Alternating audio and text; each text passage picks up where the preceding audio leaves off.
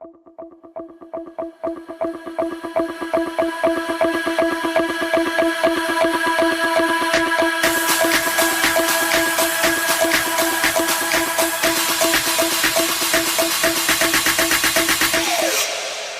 everyone, and welcome back to the latest episode of the Writers Podcast. I have with me today writer Sebastien de Castell. Hello, Sebastien. How are you? Good. Thanks for having me on, Lou. No, not a problem. Thanks for taking the time to do this.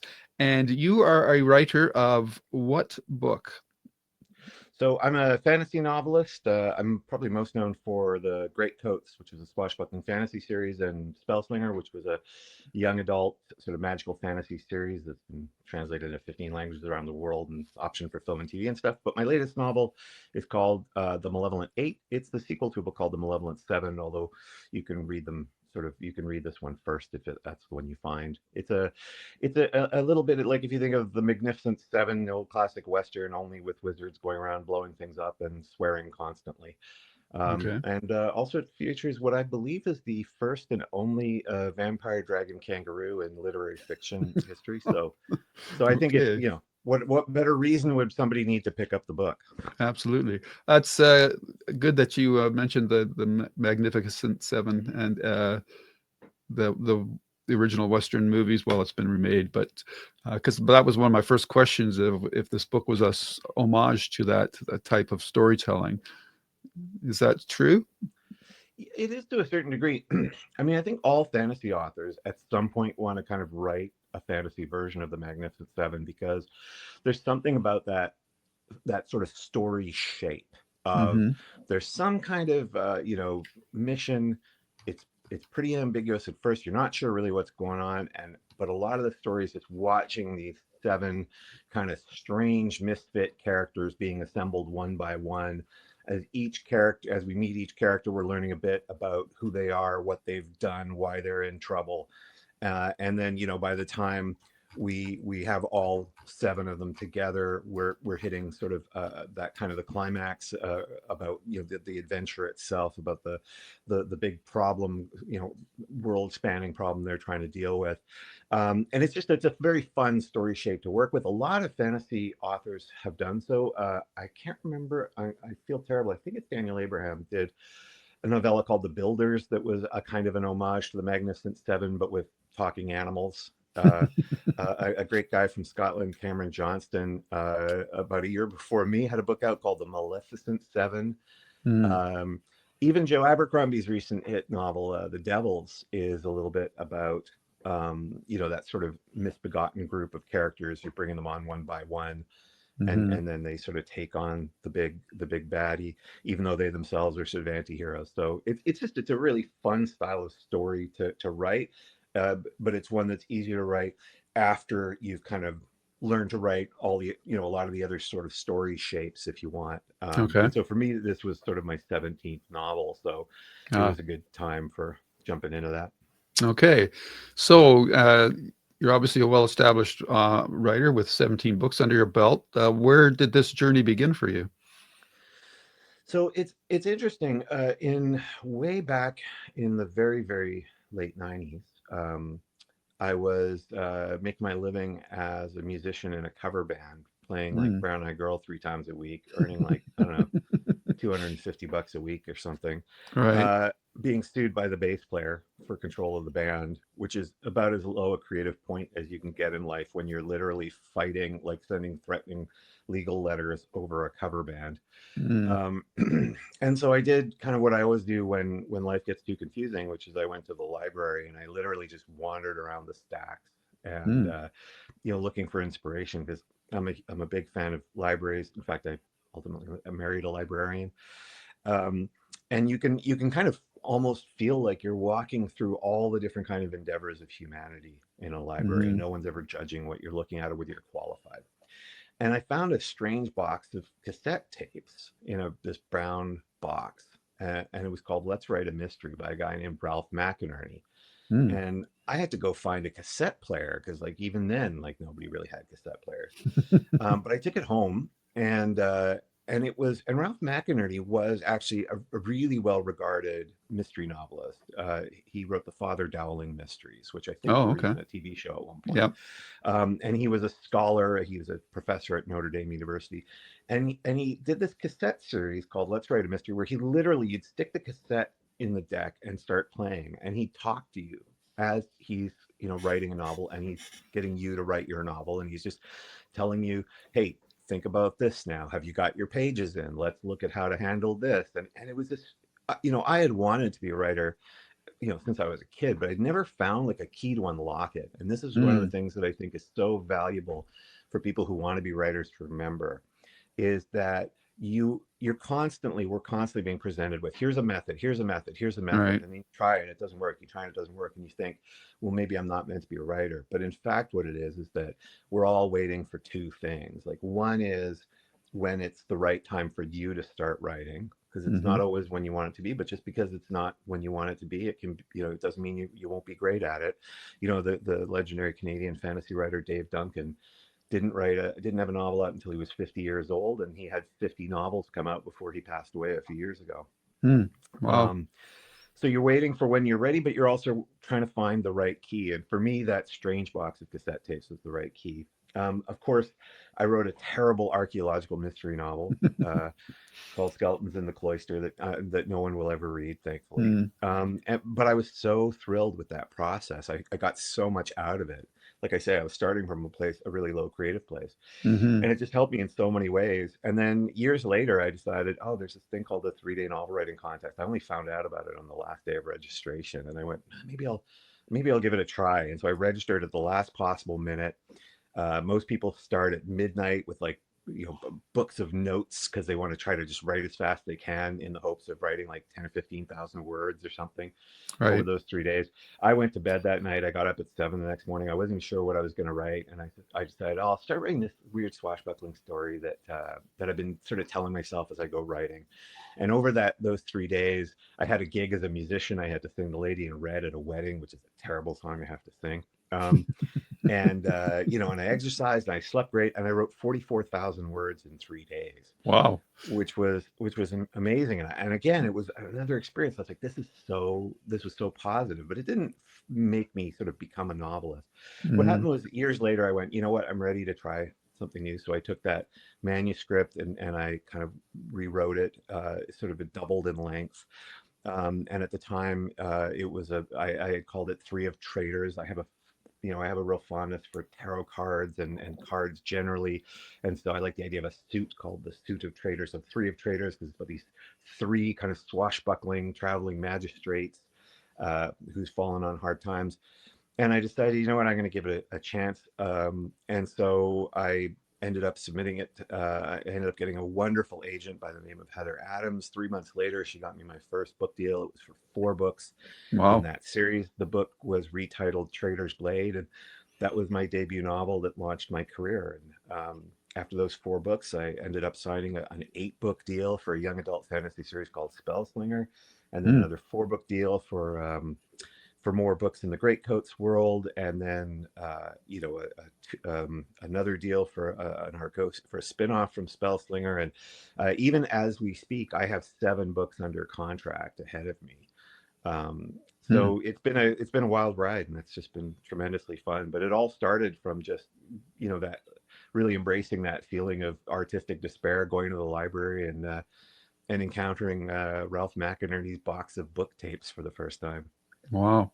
That's quite the tale. And the thing that's striking me is that it seems that you were, for the most part, self-taught as a writer. Is that right? Yeah, I was. I have nothing but admiration for people that teach and people that go through MFA programs, for example. They get knocked a lot by Hmm. industry professionals, but I think MFA programs teach people a lot about what to read, how to read it, and how to think about it in order to kind of expand their palette of tools, Hmm. which is a valuable thing. I was a teacher for 10 years at Vancouver Film School.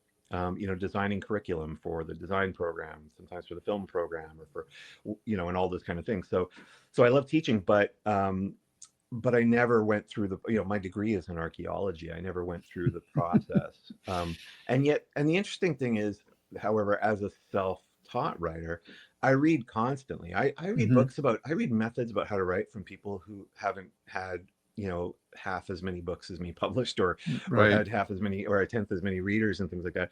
Just because I'm always, I always tell people that the funny thing is, look, writing is not something that belongs to a group of people. Writing is an inheritance that we all have. If you can read a book, you have the tools to write a book.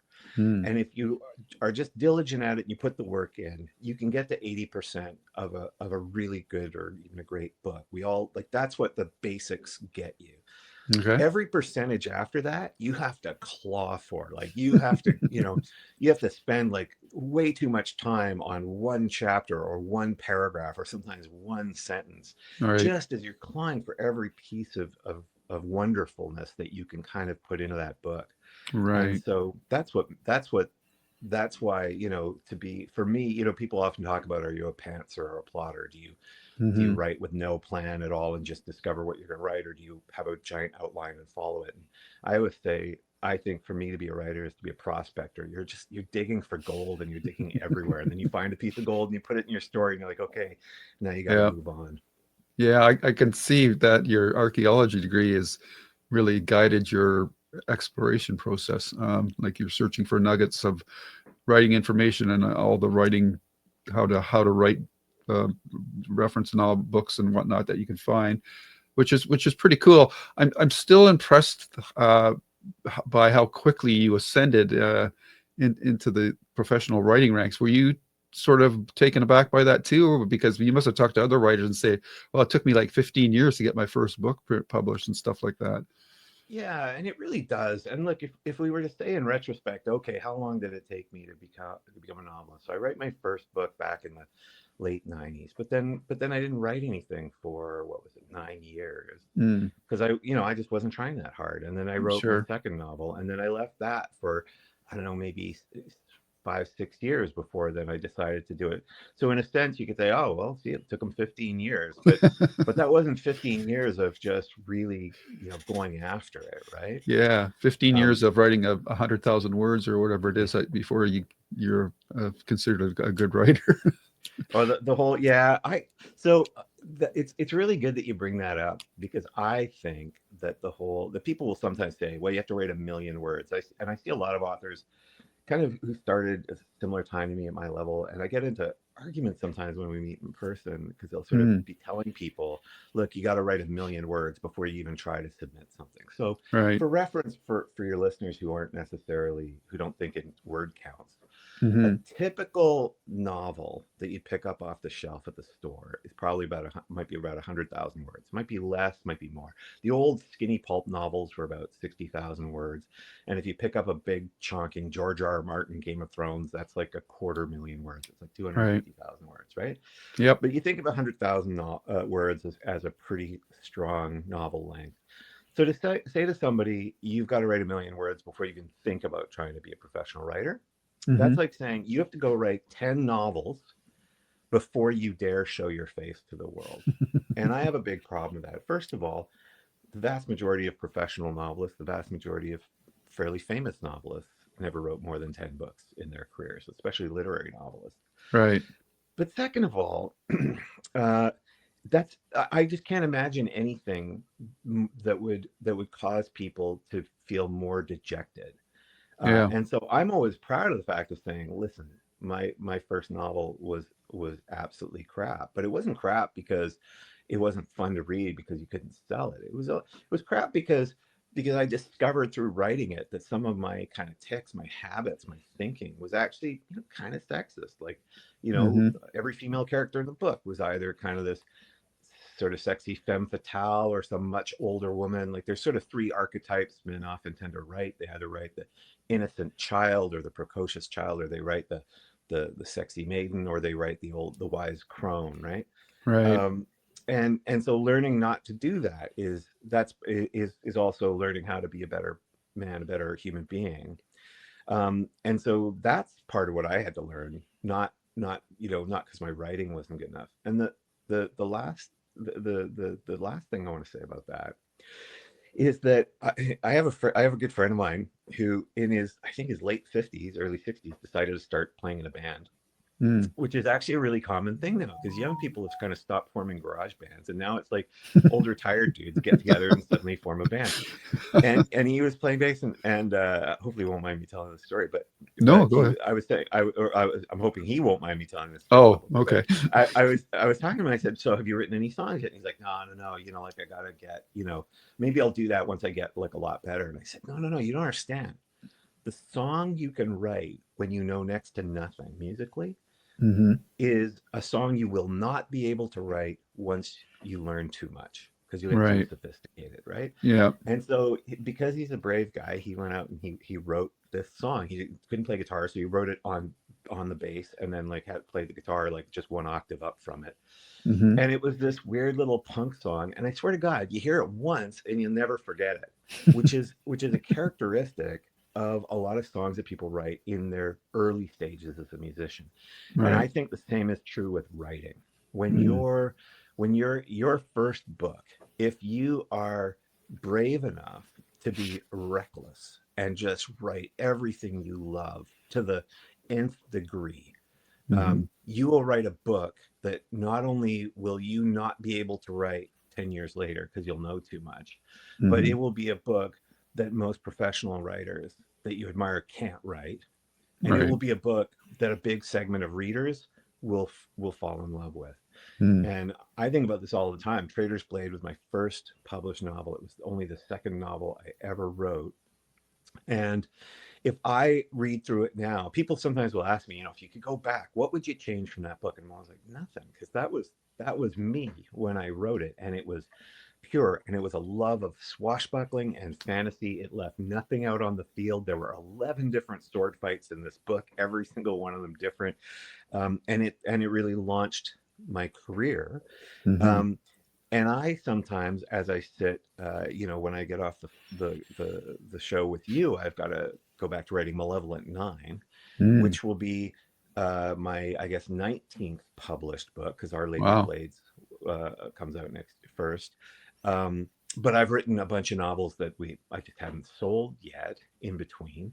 Mm. Um, and I don't think I can write Trader's Blade again. I don't think I can go back and write that kind of pure, raw, swashbuckling, fun, you know, pedal to the metal sort of book because Hmm. it's not all just craft, right? A lot Hmm. of you know, the easiest way to think about what do you need to do to be a good writer, you have to be really good at two things, never at the same time.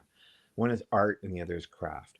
The art is digging deep inside you for all your experiences, your thoughts, your panic attacks, your, you know, bad bowel movements, whatever it was, and somehow Right. that channels into crazy stories on the page that may not be publishable, may not make sense. And then the craft side is all the stuff you can learn from books, you can learn from MFA programs, you can learn in a multitude of ways Mm. for kind of refining it. But you can't do them at the same time. You have to be willing to go to the dark place first and then come in and polish things afterward. Yeah. Well, there's a lot in there that I could riff off of, but I think I'll ask this question. As a writer now, how are you different than when you started? I think you've kind of answered that, but I'm just wondering, what do you find that you do now that you weren't doing before? More As a writer, organized, or no, God, no. You know, I work pretty hard to never be organized oh, okay. as a writer. Because look, there's a especially in genre fiction, especially in something like fantasy, there is a body of very successful writers who are very good, who deserve all the success they have, Hmm. but whose writing is in a lot of ways it's a mechanistic process. They go, you know what's fun? Magic armor is fun. Let's do magic armor. You know what's also fun? Dragons are fun. Let's do, Hmm. you know, and Yep. they go, and you know what tropes everybody like these ones, and they will put together a really enjoyable book that way. Right. And that book may be better or no different or whatever than someone more, you know, sort of I don't want to say literary minded or artistically minded, but just someone who's more trying to discover something important Hmm. to say. Their book might be this as good or better or as meaningful, but I don't know how to write that way. Like if I Right. start doing that, it doesn't work. So Hmm. in a lot of ways, um, so I'm a more sophisticated writer. I can write something on the fly that will read better than Hmm. something I would have written when I was younger. I know a lot about how people respond to things, and I can talk about writing till the ends of the earth. I can talk about cadence and prose and voice and all of these things. But so my craft is much better, Hmm. but but the thing about craft is one of the virtues of traditional publishing, despite the many flaws that people rightfully point out about it. One of the virtues is that if you get paired with a great editor, they Hmm. will help you not just transform your more sort of raw work into something wonderful that Hmm. people can appreciate, but also helps shape you as a writer. And I was very fortunate. My first editor, who still edits my books, is the legendary Jo Fletcher, and she edited almost all the greats, and she just has an insane passion for story. I have a book that came out last year called Play of Shadows, and that book went through so many different drafts, and it was ready to be published. We'd finally gone, yep, here we are, it's ready to go. Great, the whole thing. And then I wrote to Jo, and the whole production pipeline started up. And I wrote to Jo and I said, I had this idea that actually maybe this would be better in this story. And she looked at it and she went, I think you might be right. You got to go Hmm. do it. And so boom, production process falls apart, deadlines gone, everything starts up again, and I'm back to square one, because Hmm. she has a devotion to great books that is sometimes absent in other Hmm. places. Right. And so the thing about great editors, or just working with great editors, is they can help you solve your craft problems. They just can't help you solve your art problems. Sure. And so it's better. It's like the old analogy. Somebody says there's two. I don't know. What was it? There's like two pitchers on the mound. One has horrible technique, right? Hmm. Um, and they can pitch the ball over the plate at whatever 90 miles an hour, and the Right. other has amazing technique and can throw the ball 90 miles an hour over the plate. Which one do you sign? And the Yeah. answer is you sign the bad one, because the Mm. good one's already got all the technique. The Right. bad one, who's getting the ball over the plate at 90 miles an hour with the wrong technique. Imagine what happens once you teach them how to do it properly. And Mm. that's really what craft is. Craft is something you add on to art, not the other way around. Right. Wow. Okay. A lot of great stuff in there, especially for our hopefully for our audience members who want to become writers. And I think just by listening to you talk, you've obviously done the work to learn the craft as well. I take it you're a fairly creative person, being that you were originally in a band to start with. In that, did you? And it sounds like you have a lot of creative drive as well. Is that an accurate assessment? Really, Lou, what I have is ADHD, Oh, um, okay. which is something I only discovered a couple of years ago. Which is a Ah, weird it's a weird thing to discover in your 50s, right. that to get diagnosed with, Mm, especially because I'd been successful. I'd had all kinds of different careers and things like that. right.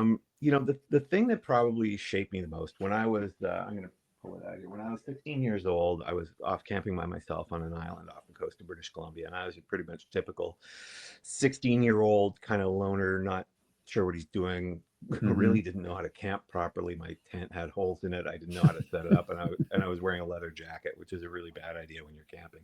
Mm, And I was late to get this ferry to the next island, and I found this book in one of the sort of racks that they used to have, which I think we all miss. right. And I found this book, and I had to sit there for 4 hours, and this is it here. It's called Bard by Keith Taylor, and it was a book about it was a tale of this Irish bard, this who traveled the world, swinging a sword, going on adventures, playing music, and telling stories.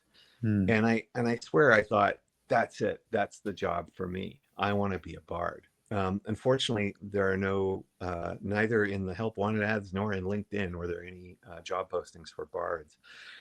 And so I just kind of naturally gravitated from one thing to another to another. I choreographed sword fights for the theater. I fenced. I was in a traveling rock band. I traveled the world. And I just kind of tried to be a bard in the aggregate in the end. And then ultimately, the great thing is that, as what may well be the final career of my life, all of that contribute to becoming a storyteller and a novelist. Mm.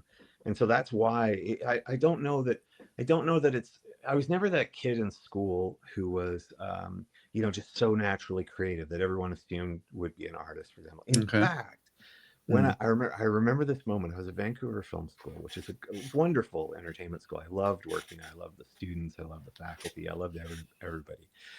And but I was the director of strategic program development, which meant part of my job was to go into our various programs and help them kind of revitalize their curriculum and things like that. So if you're working with the acting program, you're starting out by going, listen, what makes a great actor? What takes a 19-year-old kid and a year later positions them to be successful in such a competitive field? And you kind of go through these processes. And I remember one time in one of the programs, one of the department took me aside and said, hey, listen, when we're having the meetings, like, it's great, you got everything like on track, that's wonderful, but like, don't like talk about too many ideas and stuff, because this is an artist thing, right? And you wouldn't call yourself an artist, like, you're a spreadsheet and PowerPoint guy, right? And I was like, yeah, sure, man. And I didn't bother to say at the time that, like, I'd been in more acting roles than half his faculty, even though I'm the world's third worst professional actor. Mm. But I gotten being some independent films, got paid for it, so it was lovely enough. But I was literally someone that people would go, wait a minute, what do you mean you wrote a book? Like, are you sure? And, and I used to think, and I discovered when I got my book deal, and then every step of the way as my book got sort of more and more well known, that the world would be divided up. People I knew divided up into two groups. There'd be like people who would just be like, oh my god, this is so great, a friend of mine, somebody I know, is like made it as a novelist, right? And Mm. then there'd be others who'd just be like, really, like you wrote that book, like, do you have like an uncle who owns a publishing firm or something? It's like, no, I didn't know anybody in this business. Right. So it's, and I say that because I always say, like, we do not know who the next great fantasy novelist is, for example. Right. And the next great fantasy novelist doesn't know that she or he or they are the next great fantasy novelist. And the Right. only way we're going to find that out is when people who feel that spark just go and give it a shot. Right. I'm curious. Were you a big reader? I really wasn't, compared to a lot of people. Mm-hmm. It's funny, I keep all my most important books with me all the time. When I was about 15, 16, a friend of mine in high school gave me this book called Jarek by Stephen Bruce. Mm-hmm. And it's a fantasy novel. It's got some swashbuckling in it, but it was the first fantasy novel I read that wasn't full of like these and thous. Like, they didn't talk like, English, Mm-hmm. princes Right. from the 16th century. Mm-hmm. He's almost like a mobster, and he's got a talking dragon who calls him boss all the time. And I kind of fell in love with it, and so that got me reading a lot. But then there's a phenomenon that a lot of people don't know about, which is that boys, especially today, boys generally stop reading after Harry Potter. Okay. So a lot of boys will read Harry Potter and then they'll stop reading. Men almost entirely stop reading fiction after the age of 40. The Mm. vast majority of readers and consumers of books are women. The vast majority of published writers now are women. The vast majority of protagonists in books are women. Mm. And so, like a lot of men in my 30s, I kind of lost sort of the habit of reading. And there's Right. so many, and anyone can tell you, there's so many easier ways to get some of the pleasure of entertainment now, because TV, video games, even audiobooks, but yeah, comic books. So I was reading, I'd read comic books and stuff. The Mm-hmm. odd thing is, I was getting on a flight at an airport, and I saw a copy of a book called Joyland by Stephen King, and it's from a Mm. press called Hard Case Crime, Crimes. Yep.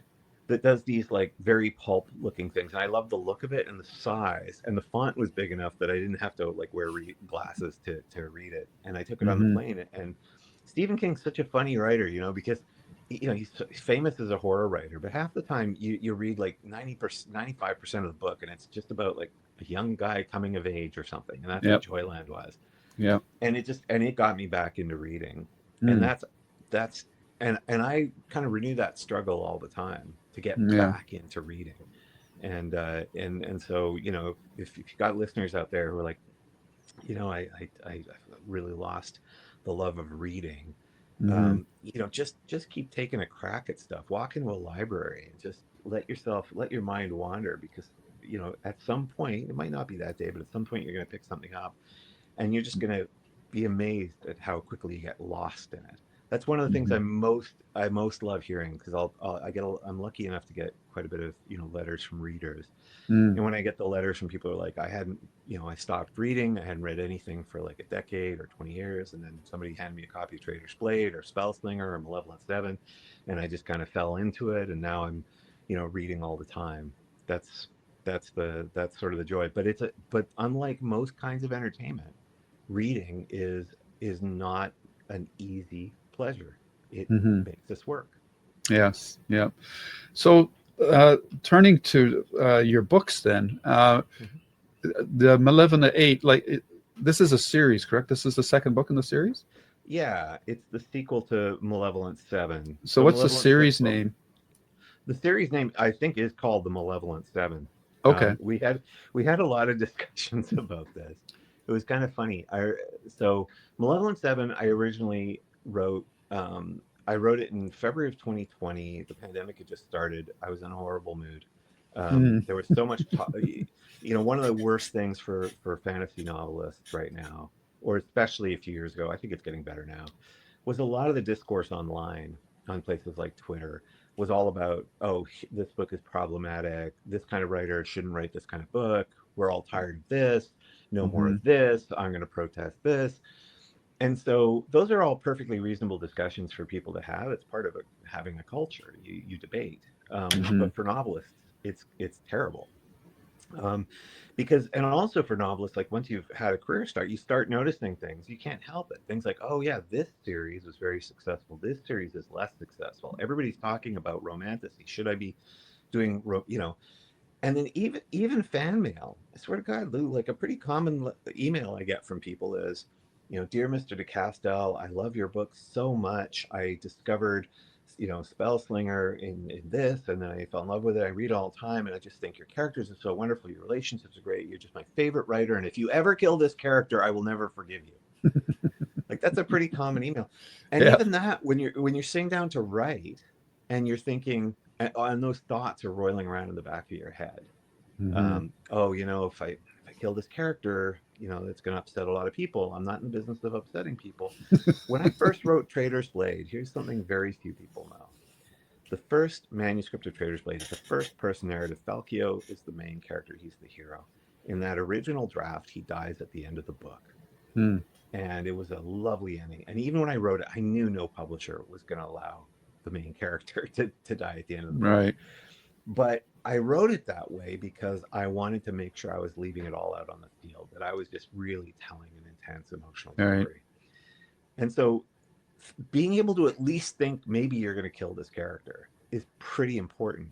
I have a Yeah. book in the Spellslinger series. There's a talking squirrel cat. So there's a sort of magical, very thieving, murderous sidekick animal.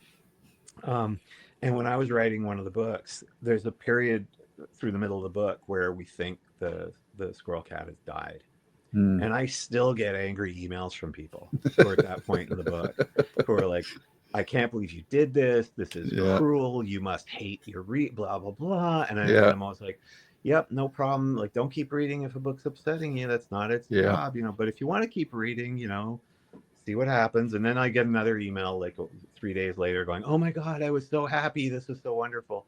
And Yeah. so, Steve Jobs, the former head of Apple, used to say, like, I don't care what the customer says they want.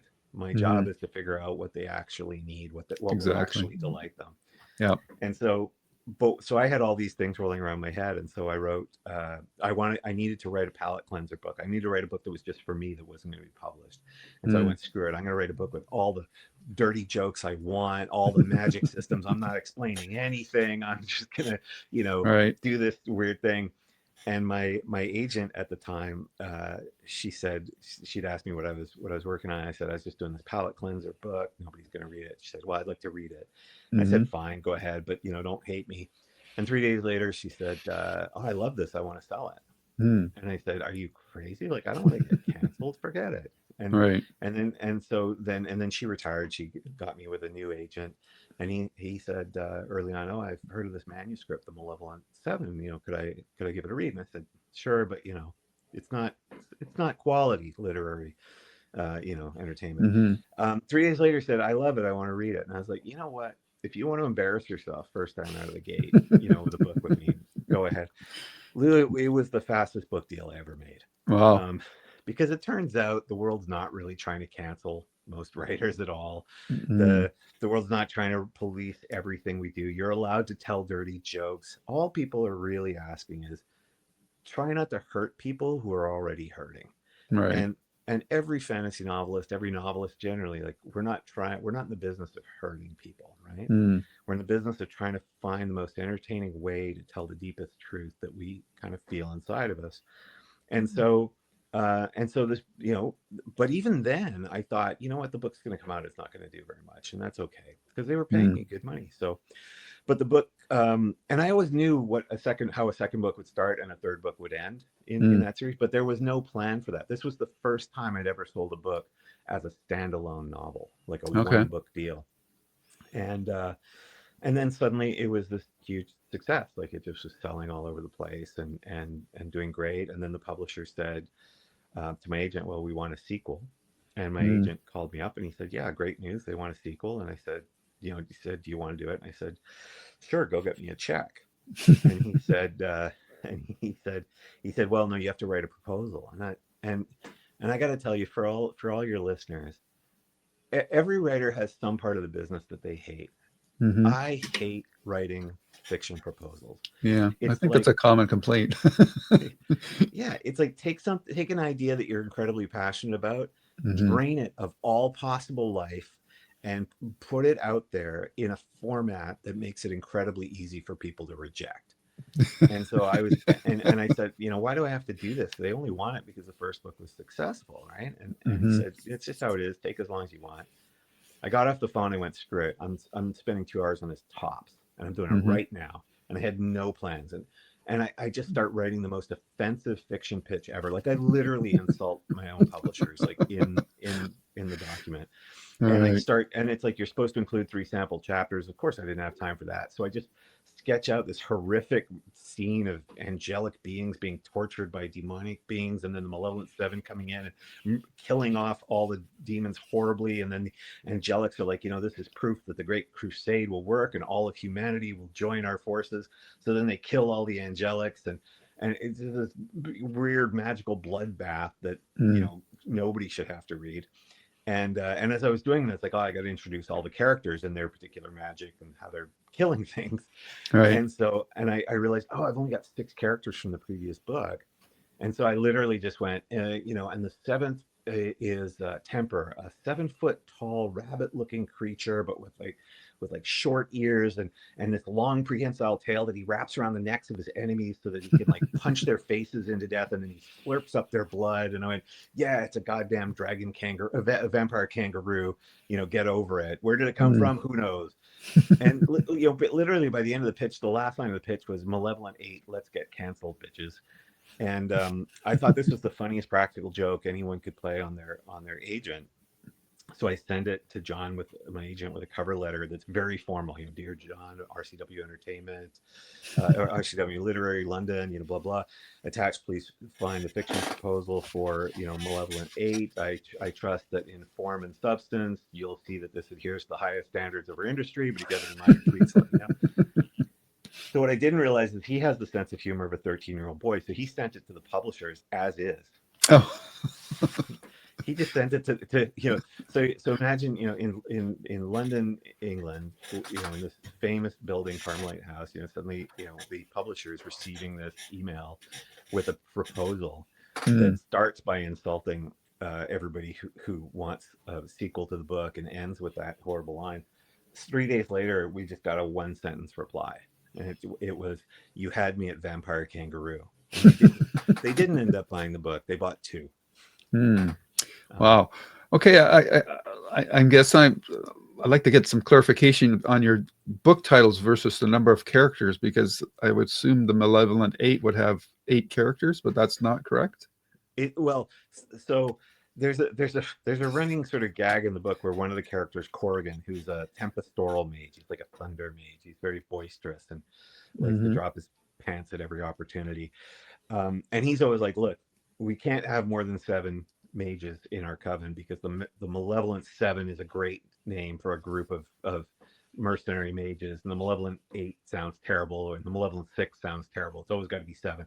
Hmm. Um, but there's an 8th character that they meet through the story, that Okay. all the way along. And so it's funny, because now I'm writing Malevolent Nine, Right. where, now, but at the beginning of Malevolent Nine, there are sort of 8 of them, in fact. Right. But Corrigan still insists they all wear these long, very stylish leather coats with a lightning bolt shaped 7 on them. Okay. Because, like, I don't care how many people there are in this stupid group, I still want to be the Malevolent Seven. So the series Okay. is called the Malevolent Seven. Yeah, Okay. but I warned my publishers at the time. If you have a book called Malevolent Eight and then Malevolent Nine, people are gonna go, "Where's books 1 to 6?" Yeah. Um, I didn't really want to think about that. there's a danger in titling books. Book titles Absolutely. can be your best friend or your worst enemy. Right. So you have these a cast of characters. So is there a main character, protagonist? Like how do Yeah. you structure that?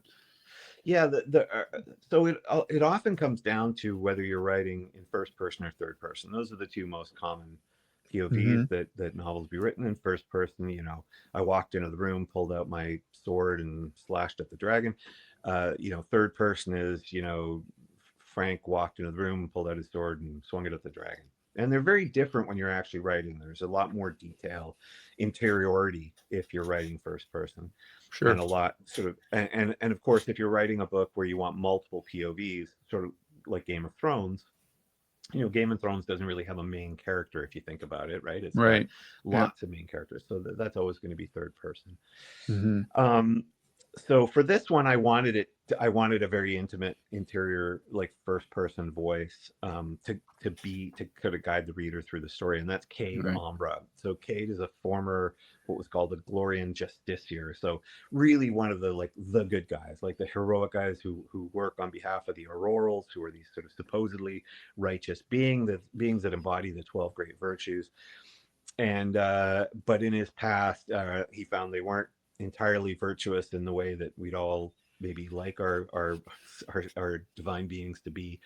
Hmm. He gets booted out, and hunted, and so he's forced to basically make a living buying infernal spells from the equivalent of their enemies, the sort of more demonic beings, Mm. selling pieces of whatever he can get, or pieces of his soul when he has to, just to have enough spells to sort of make a living and survive. And at the beginning of Malevolent Seven, he's really wrestling with the fact that he's figured out that he is, he's sort of accepted that he's basically one of the bad guys. That what they Mm. do for a living, they're called wonderists in this world, which are basically mercenary mages whose spells are attuned to different planes of reality that give them different kinds of magic.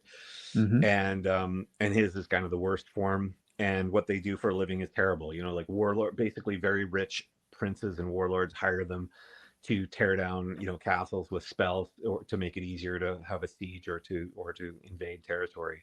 Mm. And that was important to me, because I think if we had magic in our world, that's exactly what would happen.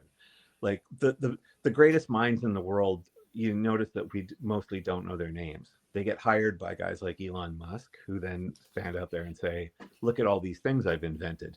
All right. Ignoring the massive teams of actual geniuses who gets swallowed up. And I thought, yeah, if we had magic in our world, it would be basically, billionaires and warlords who Corporate would be, magic.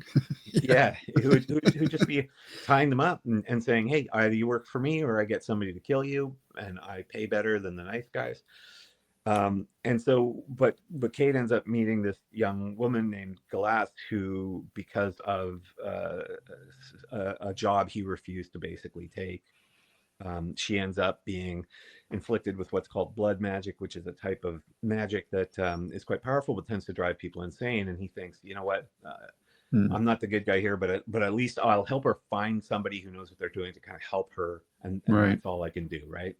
Right. But at every step of the way of the journey, as they're building up this group of mages and headed towards this job that he doesn't even know what it's about, he's forced to kind of try to do more and more good things, because he keeps looking around going like, where's the good guys Right. to sort of save the day?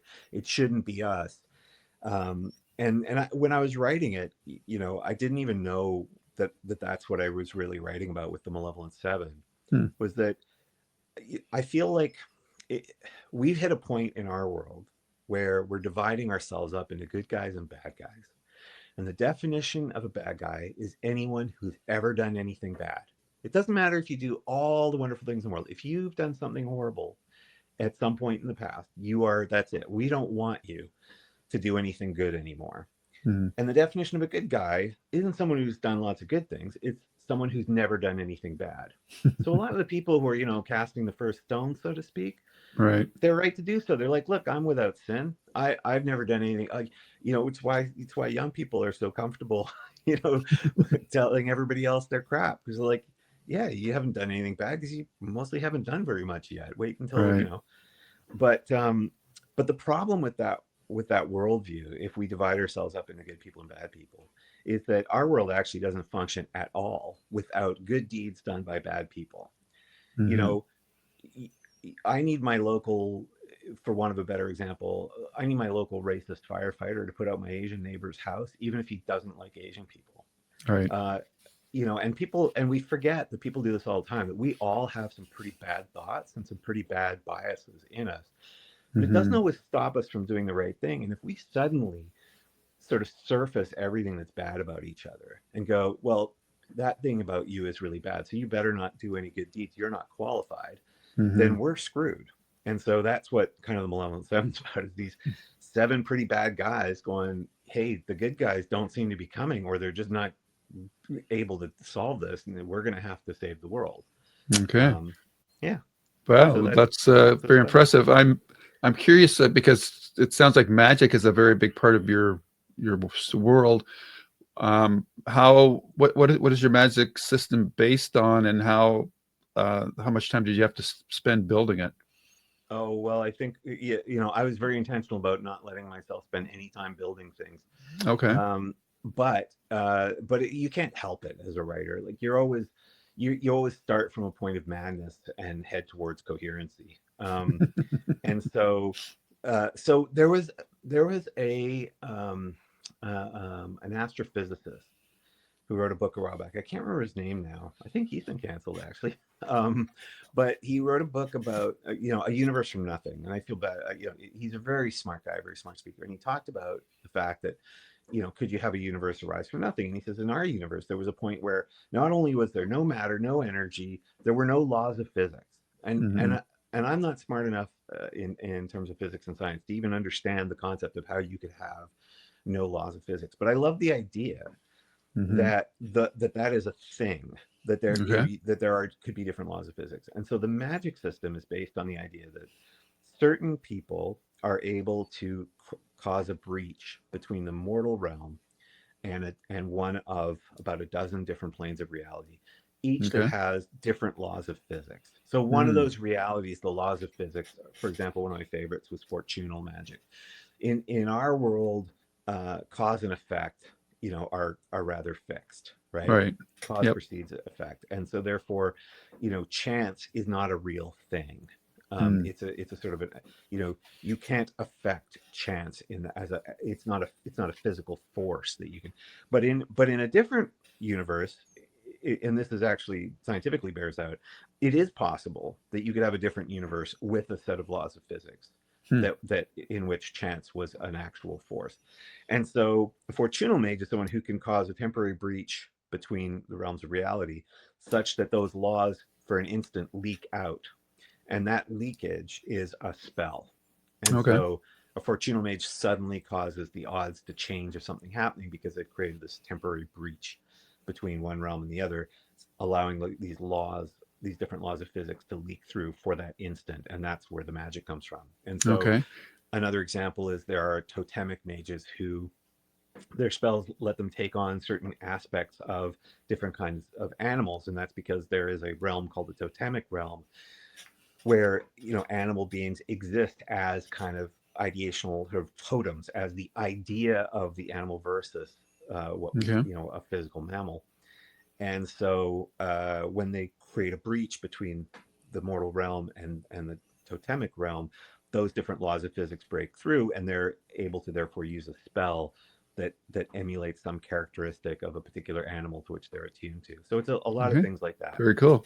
One of the biggest attractions to me with magic systems, of course, beyond the obvious powers that they get, is the limitations. And I particularly like magic systems where when the wielder of that magic has to pay a personal price. Is that a part of your magic system?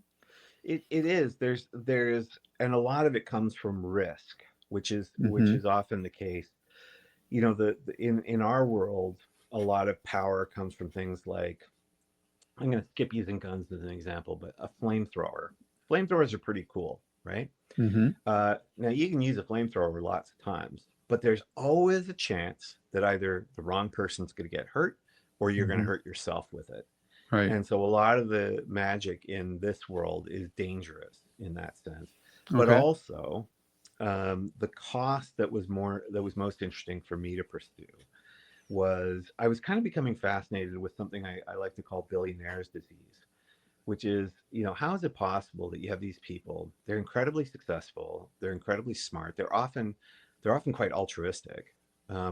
And then they become billionaires, and then all of a sudden they start turning into these petulant 8-year-olds that just want to destroy everybody else who disagrees with them. Right. And I was like, well, of course that happens, because if you have two human beings aren't really meant to have that much power over one another, right? We're Right. at a certain level, we are meant to be equal to each other. That creates conflict, right? Because we Mm-hmm. test boundaries. Mm-hmm. But it's also sort of what's kind of natural to us. And when you start taking a human being and giving them every single thing they want, imagine what it must be like to Yeah. be a multi billionaire. Yeah. You I'm walk thinking of down the that. street.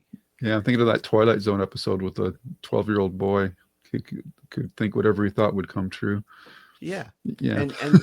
And you can't, and it drives you kind of nuts. And so I Yeah. always thought, you know what? Look, if you were a tempestoral mage, you had the ability to conjure lightning, to blow something up anytime you were in trouble. Now, Mm-hmm.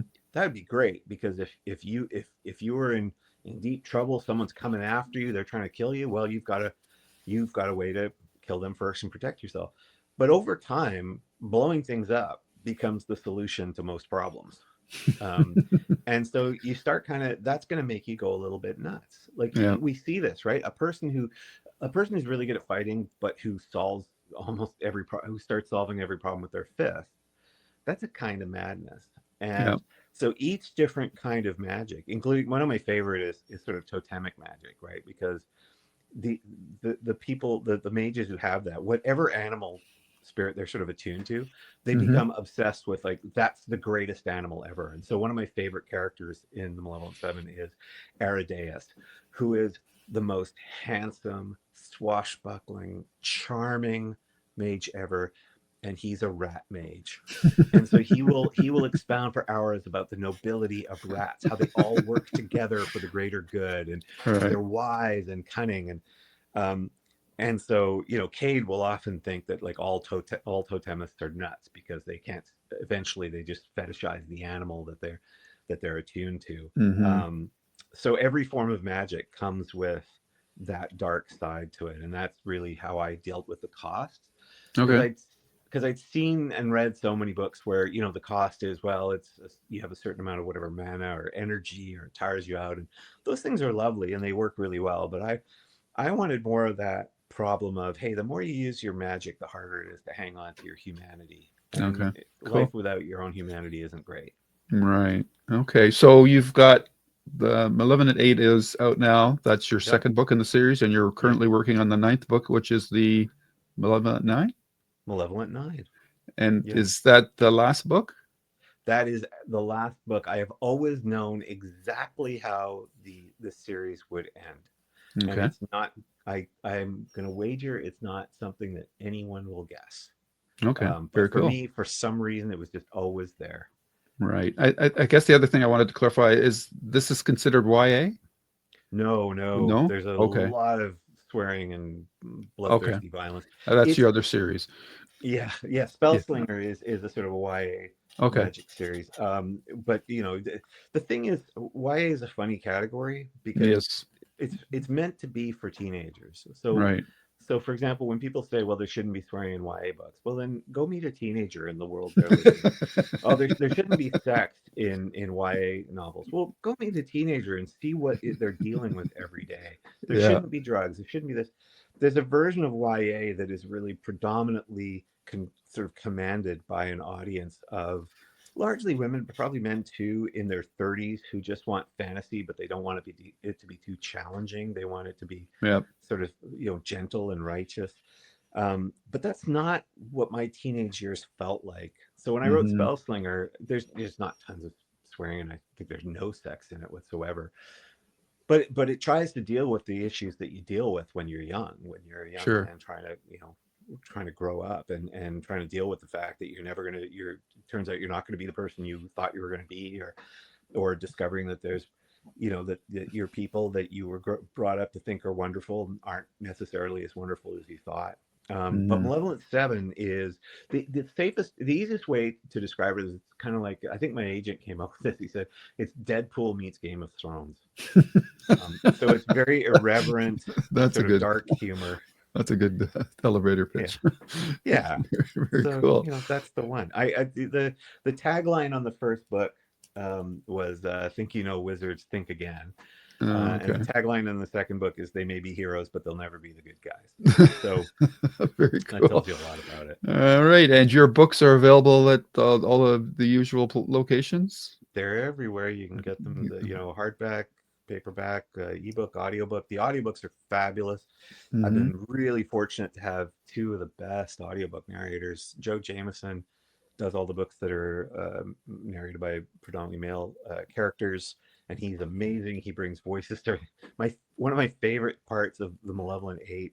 One of my favorite parts of being a novelist is when you hear the audiobook of your own book, Right. because actors will take it and add layers to what's in there.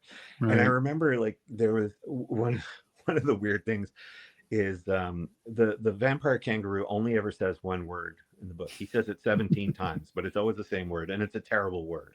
Mm. It's a word we won't say on the air. Okay.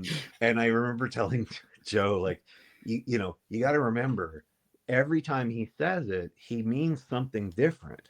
Right. And so listening back to it and hearing Joe Jameson have a vampire kangaroo uttering this foul word, but with all these different inflections, was Uh-huh. really fun. So yeah, they're as I tell people all the time, don't feel like you should only buy it in one format. You can buy it in multiple formats, and don't feel Yeah. like you should only own one copy. It's okay to own 50. Right. Excellent. And if people want to find out more about you, you have your own website? Yeah, decastell.com, decastell.com. I'm super easy to find online, thankfully. Even if you misspell my name, you'll probably end up finding me by somehow. And if people want to reach out to me, I read every single email that comes from the contact form on my website. Sometimes it takes me a little while to get back to people, but I always get back to people, unless your email is literally trying to sell me. If you are in fact a Nigerian prince with $1 million Right. that you want to share with me, you're going to have to contact me by phone. But Okay. I those yeah. Yeah, is there anything else you want to mention that hasn't come up? No, if for people that are kind of looking for which book to start with me, if you like the idea of the sort of Dead Pill meets Game of Thrones, then pick up the Malevolent Seven and Malevolent Eight. If you're looking for something more YA, pick up Spellslinger. If you're looking for swashbuckling fantasy, you can either pick up the Greatcoats, starting with Traitor's Blade, or the Court of Shadows books, starting. You can pick up Play of Shadows or Crucible of Chaos. They're a little bit more sort of literary, but and a little bit more intricate, but they're still fun books that that are pretty short for it to read. And Our Lady of Blades is coming out in May, which is a book I have spent 7 years writing. It's a swashbuckling fantasy that has taken me 7 years. I have had 8 books published in the time I've been writing it. Wow. That's how. So I'm hoping everyone will pick up and love that book because it's for no other reason it took me 28 drafts, and hopefully when it comes out, if I haven't driven you nuts, you can have me on again. I'll tell you the secret Sure. of Our Lady of Blades. All right. Very good. Well, I appreciate you taking the time, Sebastian. You're a very easy guest to have on. I really just had to steer you in the right direction, and you ran with the ball pretty well every time. So that's fantastic. Thanks so much, Lou. Yes. So you enjoy the rest of your day now. And till next time. Till next time. Okay. Take care now. Bye-bye.